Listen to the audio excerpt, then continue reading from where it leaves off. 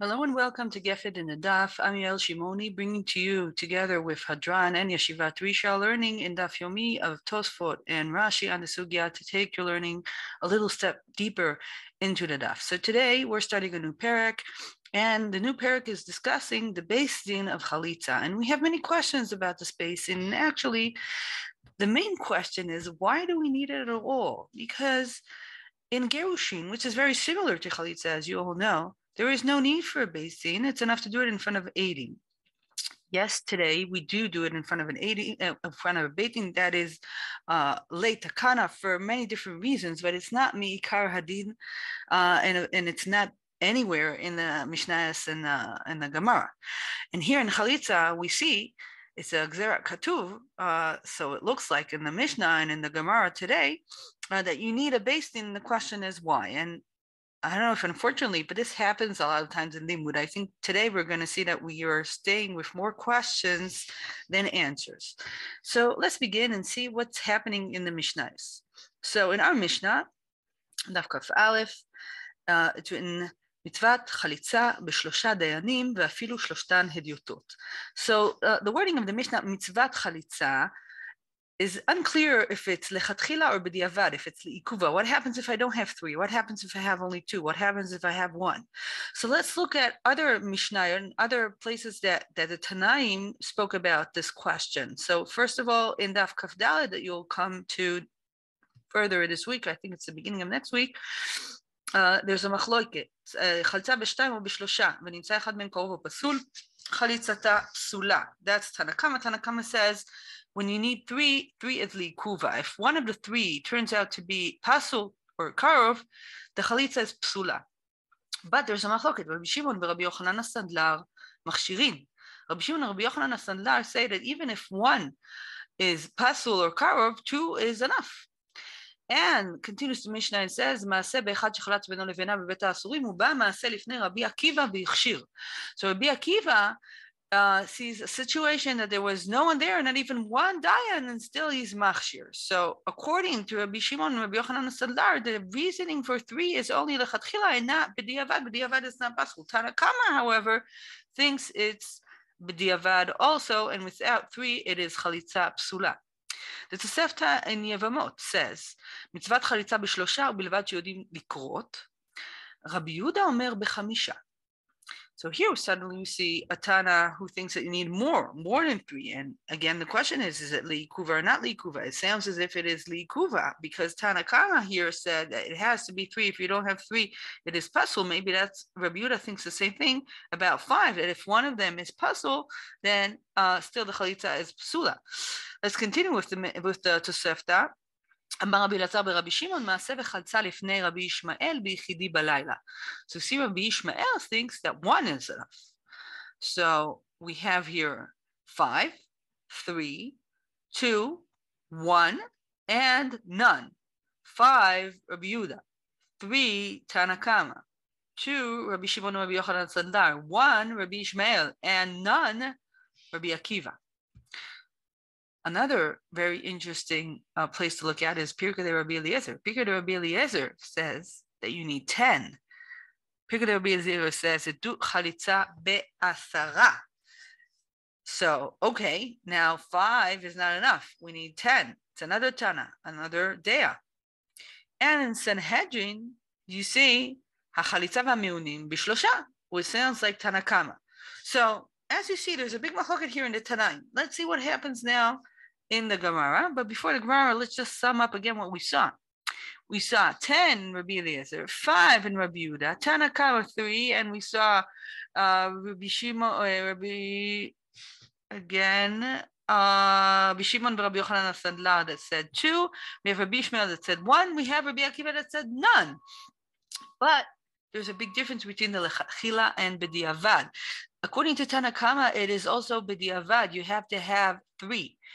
But Rabbi Shimon, Rabbi Yochanan HaSandlar, and Rabbi Akiva, and Rabbi Ishmael, it sounds that is only b'diavad, which means that they might agree that lechatchila you need to have 3. Only they say it is not li'ikuva.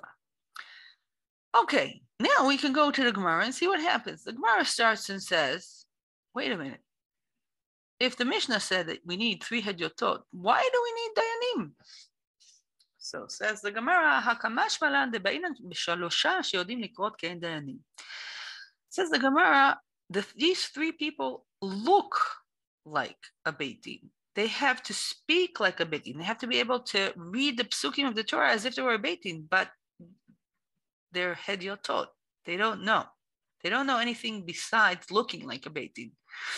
Okay, continues the Gemara and says, how do we know that you need 3? And how come Rabbi Yehuda is cholek? Okay, they're bringing the Tosefta. What we saw, there's a machlokes between Tana Kama and Rabbi Yehuda. Tana Kama says, mitzvot chalitza b'shlosha sheyodim likrot kein dayanim. Rabbi Yehuda omer b'chamisha. Ask the Gemara, Mai Tama Tana Kama, how did Tana Kama reach the number 3? The Tanya, zkenim shnayim ben betin shakul, masifim aleim od echad.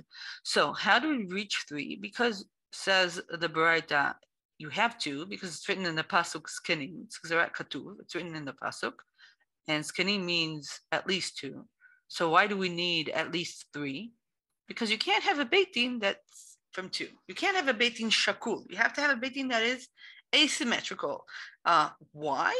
We'll discuss that soon in the Tosfot. And Rabbi Yehuda, same thing. Rabbi Yehuda thinks that it's written in the pasuk twice, which means that you need 4, but you can't have 4 because you have to have an asymmetry. So that's how we get into 5. The Gemara continues and sees how they each read the psukim, and then finishes up with the statement that halacha is it's 3. And why? Because we have Tana, which is here, that is Satamlan Kavate. We have a Mishnah that says Tana Kama, and continues the Gemara and says, not only are we passing according to Tana Kama that we need 3, also Rabbi Yehuda himself agreed in the end with Tana Kama. How do we know that? Because if we go to Masechta Sanhedrin, which we have done before, you will see that Rabbi Yehuda is cholek on Eglah, Ufa, and Smichat Zkenim. There he thinks that you need 5. But when it comes to Chalitza, suddenly Rabbi Yehuda doesn't say anything, which proves that bottom line, Rabbi Yehuda reframed and went back to Tana Kama and agreed with Tana Kama that you do not need 5. He does require 5 in other places, but not when it comes to Chalitza. Continues the Gemara and says, Rav Papa and Rav Huda, Beredu Rav Yoshua, Avdei Uvda Bechamisha. We have a Moraim here, big Moraim, great Moraim, that are pasking according to Rabbi Yehuda. Pasking are doing according to Rabbi Yehuda. Ask the Gemara, Keman, Rabbi Yehuda ve'aharbe. How could it be that they're pasking according to Rabbi Yehuda? Rabbi Yehuda himself said that you need 3. We know that from Sanhedrin. And says the Gemara, Lepirsume milta. Okay, so here we see that lechatchila, you need 3, and Rabbi Yehuda agrees with Tana Kama, but we want to have lechatchila for a different reason, lepirsume nisa.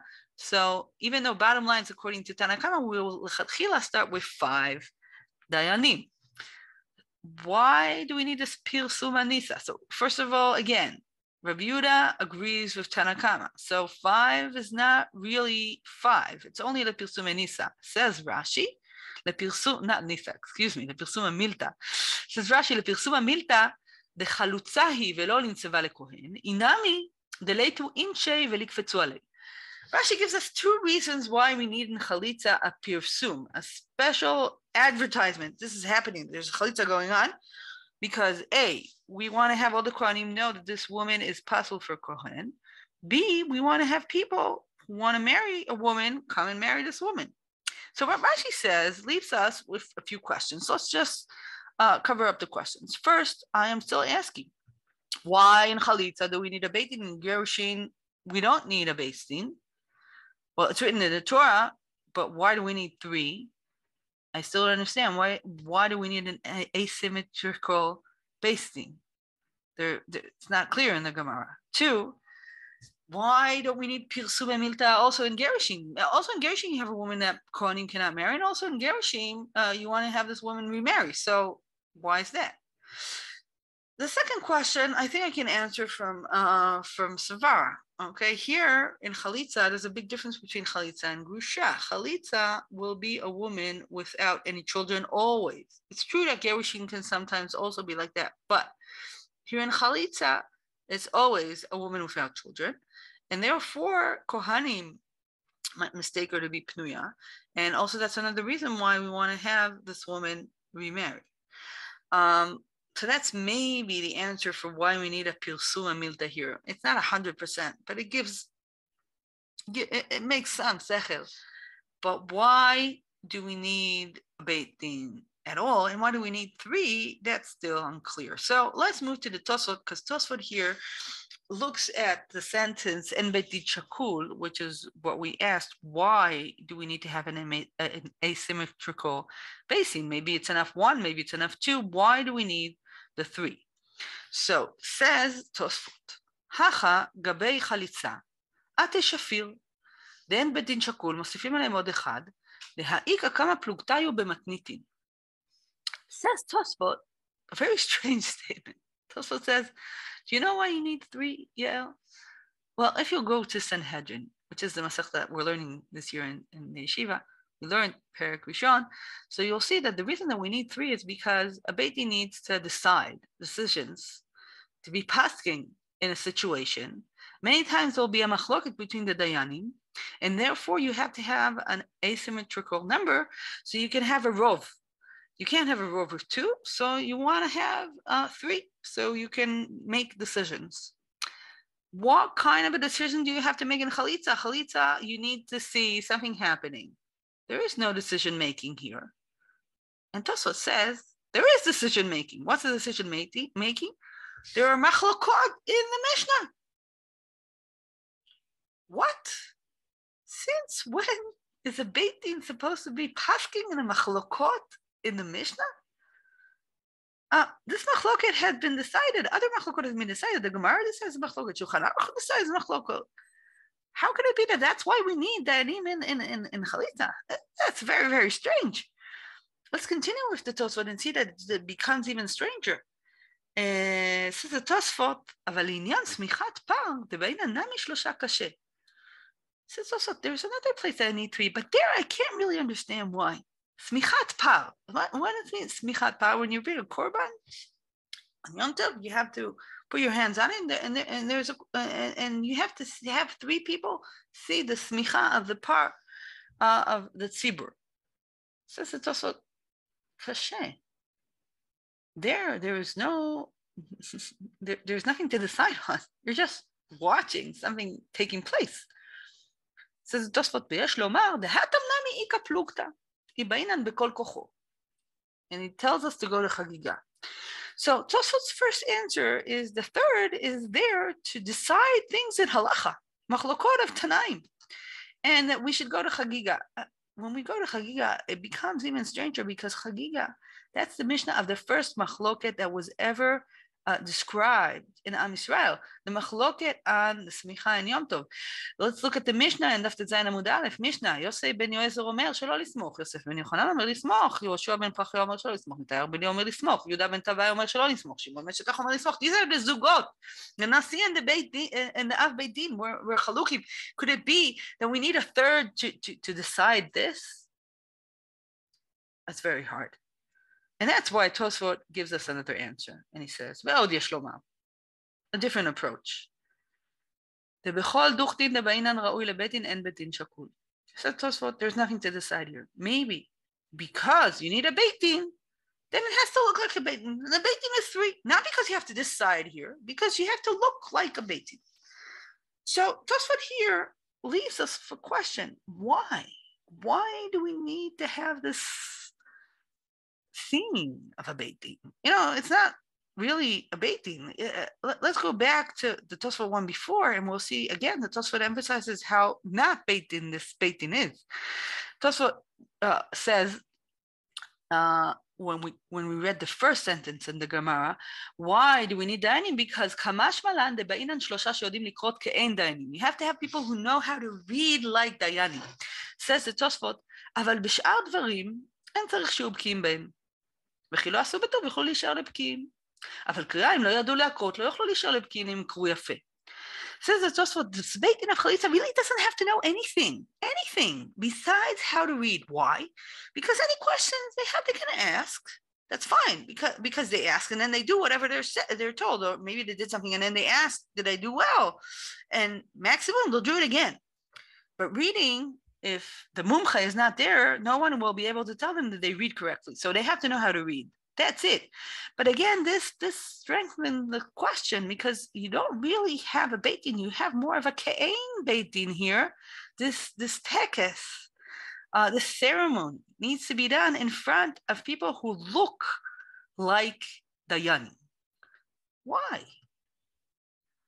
Why do we need to have people who look like dayanim for Chalitza? So as I said, there are more questions than answers here. But I want to sum up what we saw. When I learned many years ago with Rav Lichtenstein, Rav Aaron Lichtenstein Sanhedrin, so he taught us that really the Beit Din of Chalitza is an exception, and also there are a few other exceptions that you have, maybe three, that you have a Beit Din that is not really there to decide anything. And Chalitza is one of these special Beit Din. As we saw, the Tosfot tried to find a reason why we need to have three, but he really could not find a good reason, and it became even stranger the more he continued. So, as Rav Lichtenstein said, we can just say this is a ceremonial Beit Din, but I want to stay with the question: why? Why does Chalitza need this ceremony? So, as I said, today we're leaving with more questions than answers, which we should know. It happens many times with limud. So we put the question forth, and Bezrat Hashem, maybe we will find an answer. And if not this year, maybe in another year. So take care, and I hope to meet you again learning next week.